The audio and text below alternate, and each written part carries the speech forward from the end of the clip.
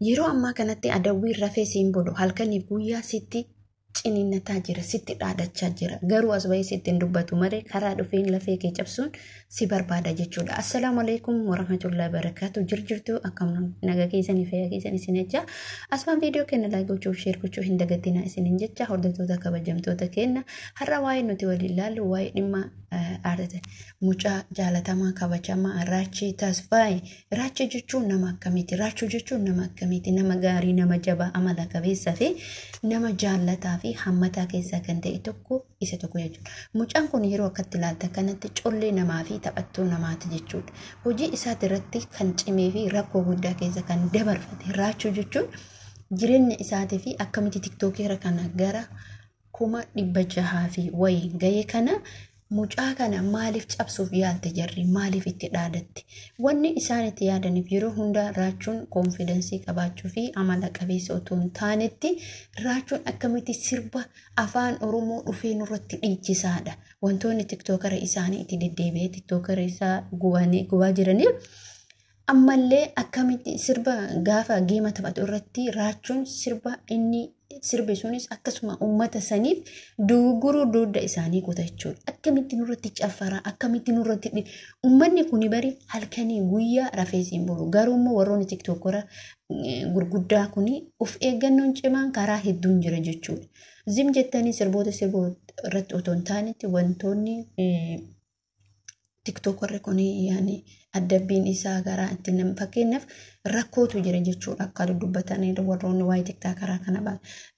Eda viidiyoo wayiin dhageeffadhee ture viidiyoo eenyu jedha mucaan sun biyya wayii keessa jiraata yuutuubara guddaadha. Yuutuubara mucichi suni dhugumatti waa'ee kanaa hin beekaa ani irra tureen jira. Akkamitti tiktookarri ijoollee keenya kana adaba guyyaa tokkotti yaani amma namoonni keenya kun rakkoon isin qabdan waa'ee bakka amma namni hiikutu jira. Waa'ee afaan keenyaa kana ka hiikutu jira. Waa'ee afaan amma mucaan tokko ka ijoollee keenya gorsitu jira. Yuutuubara guddaadha afaan Oromootiin akkana jedhee warroota tiktookaraa kana ka gorsitu jira. Gurbaan tokko immoo waa'ee sirboota aartistoota keenya hiikee kana afaan jaraatiin dabarsutu jira jechuudha.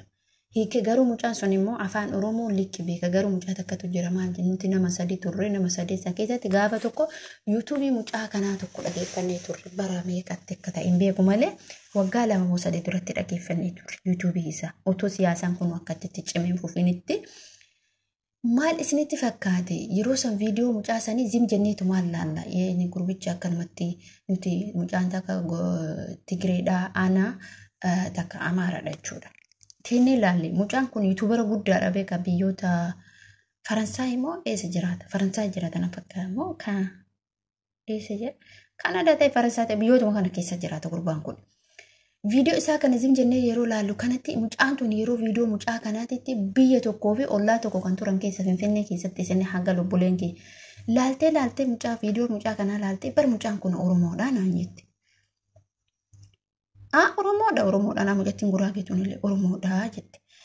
Amma achirratti garuu Oromoodha inni afaan Amaariffaan viidiyoo hojjetaa jettee dubbatte intalli sun jechuudha. Hadda dheengadda jechuudha gaafa viidiyoo Yoosen Geetahuun sirba muuziqaa gadhiise irratti gurbaan suni dhalataan isaa ijoollee baaleeti. Mucattiin takkaan beeka hatta zarii isaatitti beekatti ollaa tokko turre barumsas achumatti baratee yuunivarsiitiis achumatti baratee carraa biyya alaa argatee itti dubbate. Gurbaan suni yoo kana gaaf sirba Yoosen Geetahuun san viidiyoo achii gadi dhiifan waa'ee artistoota keenyaa waa'ee Yoosen Geetahuu fi waa'ee mucaa artistii tokko eenyu jedhama. Mucaa Allah nan jalaa badde wallahi lazim jechuudha.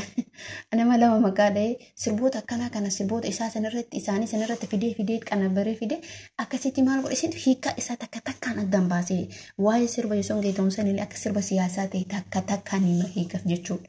Takkaan ijoolleen keenya rakkoon keenya maali? Namni keenya nama isaaniitiif hiikaa hiika. Gurbichi sun immoo garuu nama Oromoorraa dhalatee guddatee ta'ee garuu isaan deeggaraa jira.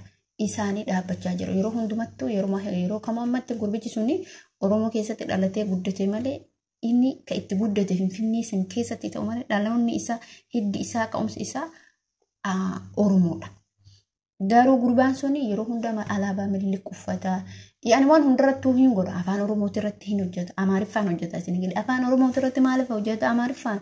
Isaanii hiikee addaan baasu. Amma Raachee Tasfaayee kana cabsuu barbaadan.